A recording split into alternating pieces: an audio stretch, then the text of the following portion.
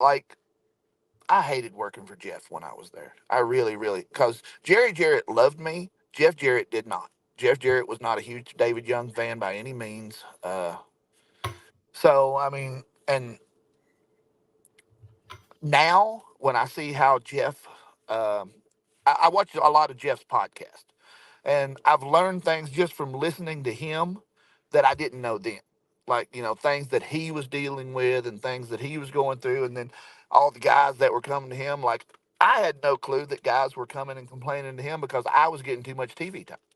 Honestly, I had no clue about any of that. Nobody ever once came to me and said, "Why are you getting so much TV time?" And the only way I knew that was just listening to his show, and Conrad, said something to the point that a lot of the guys were complaining about it, and Jeff told Conrad that day that he thought I was a solid performer and I deserved everything I got when I was out there.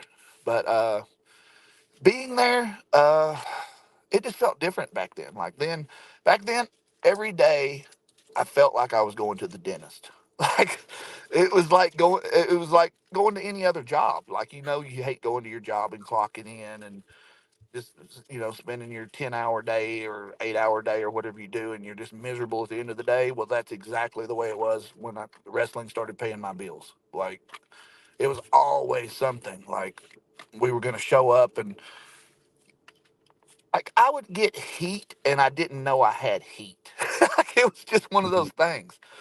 Like, one day we showed up and we were supposed to wrestle Chris Daniels and AJ Styles, and I knew we were going to wrestle them. And we go there, and I look at the board, and we're wrestling Chase Stevens and Shark Boy, which wasn't even a tag team. And we're going under. And I was like, what happened now? So I go to Simon Diamond. He was the agent on the match. And I said, what's going on? He said, go get Elix. We need to talk. Me and Elix Skipper were the diamonds in the rough at the time. So I go get Elix. We come, and he starts talking to us. He said, you're both going to get pinned same time Shark Boy's finish.